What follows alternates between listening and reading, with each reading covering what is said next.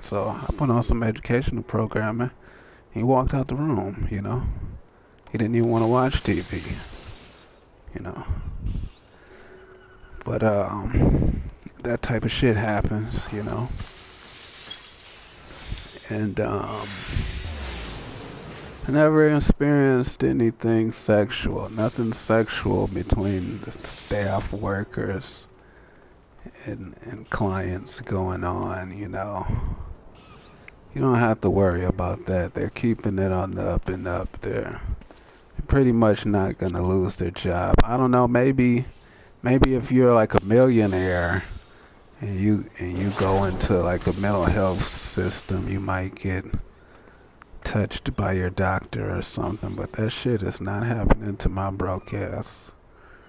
No doctor's gonna give up her $1 trillion job to move into my shitty apartment and and live off of my social security income check, food stamps, and watch me play PlayStation. So let's see. I think I covered everything, but I know I left some shit out. I know I left some real important shit out. Um, some people, some people may attack you, dude. Some people may just do violent shit to you, but that's very rare. That's so fucking rare, man. You know, it is so fucking rare. I had somebody pull a seat out from under me when I was going to sit down, you know, and I brought it up in group that I will fuck him up. And they put me out of group, you know, and then he walked up to me and he came at me to attack me. But, you know, I've been watching a lot of videos on self-defense on YouTube, so I just jumped into the quickest stance I could find, you know. And he was so close to me that I couldn't go into a ninjutsu stance. I couldn't go into a kickboxing stance. The only stance I could get into was kunoichi. And that's like female jujitsu. But I've never felt like I should be learning that because it's for women. But it actually came in handy because he was really close to me. You know, and there was no way for me to break off into a stance. I would have had to jump back or run backwards. And you never want to do that. You never want to run. You know, then you're going to look like a little punk. But he chickened out, you know.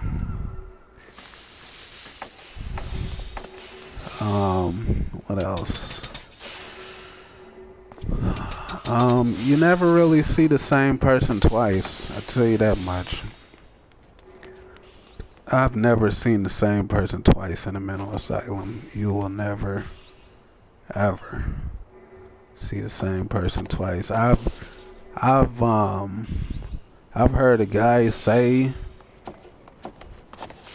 well, actually, this may happen. Somebody may get out and then come back in, but they won't get out, and then you get out, and y'all go back in, and you're like, hey, I remember you from such and such, you know? I mean, there's so many people that you probably won't even remember them if you did see them again.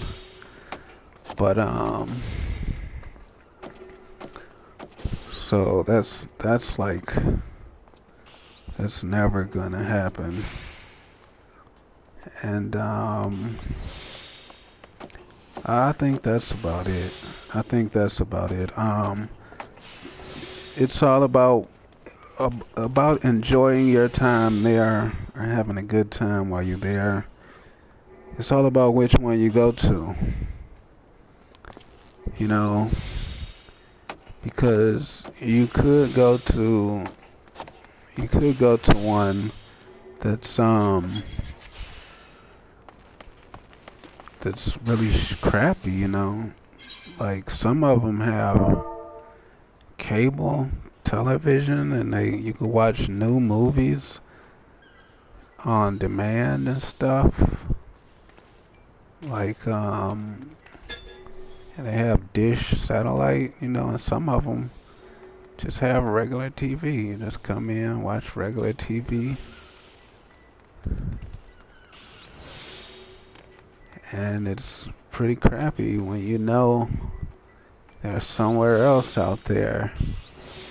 There's a hospital that has all this good stuff, you know. I'm not gonna say any names, you know. Say anything. What the fuck, man? What happened to all the 8th grade leather? Somebody bought all that shit up. Damn. I'm not paying this much for that shit. I can't afford it. Fuck. I gotta level up my leather maker.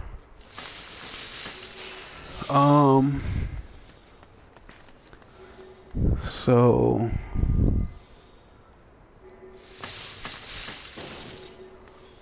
it's all about what hospital you go to, you know.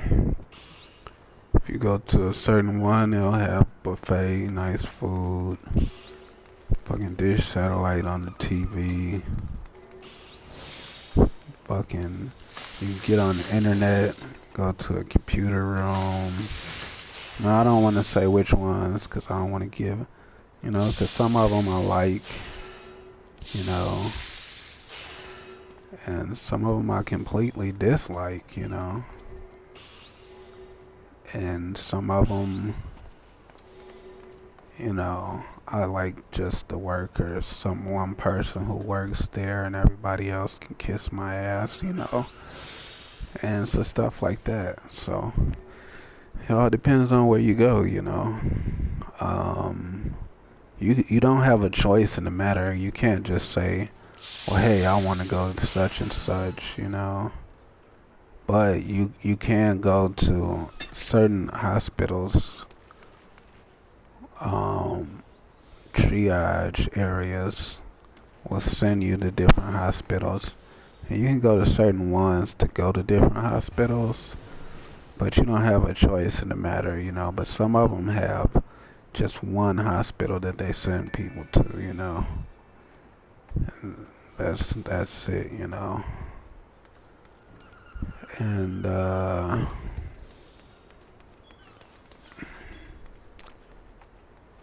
I don't know, there was one dude, I mean, I just thought they put crack cocaine in the food, man. Cause every time I ate the food, my tongue would numb up, dude. It's like, are y'all putting cocaine in our food, man? And I had not smoked no cocaine. There was no cocaine, and I was always paranoid that there was cocaine in my food. And I've never experienced that ever again since they shut that hospital down. You know, it's like, dude, what the fuck are you guys doing in the kitchen? You know, cocaine, it makes your tongue numb up. If anybody's ever experienced cocaine or been around cocaine or watched police officers show they put it on their tongue to see if it's real, because it'll numb you up. And that's what their food did to me. I don't know, maybe it was the medication, but you know, it would be like an artificial numbness. But I'm trying to think of some more stuff, you know, that I may have left out. Damn, I can't believe they bought all that shit up, man. Like, I got all day to be trying to level this fucking character. And I got no money. Fuck. I think that's it, you know. That's it. That's a mental hospital experience, you know.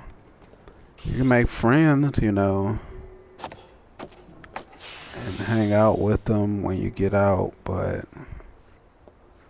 I'm pretty much a loner, dude. I really don't do that, you know. And and as far as meeting a girl in there and having a relationship, you know, just by chance, you know, just by something strange happening, they they don't really approve of that, you know, and they do everything in their way to come between you. They do everything they can to make sure that you two are not falling in love with each other. You know, they'll split you up. They'll separate your groups. They may even go as far as to take her off the unit and put her on another unit, dude.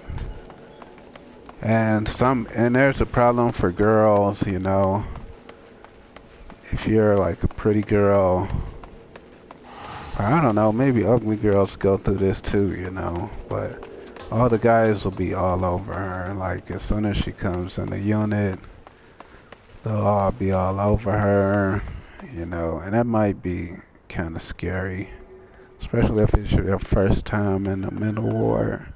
Because I remember my first time in the mental ward, I didn't know where the fuck I was at. I thought I was in jail, you know, so I was really afraid that somebody might rape my ass. So, you know, I had the covers wrapped around me in the sleep, you know.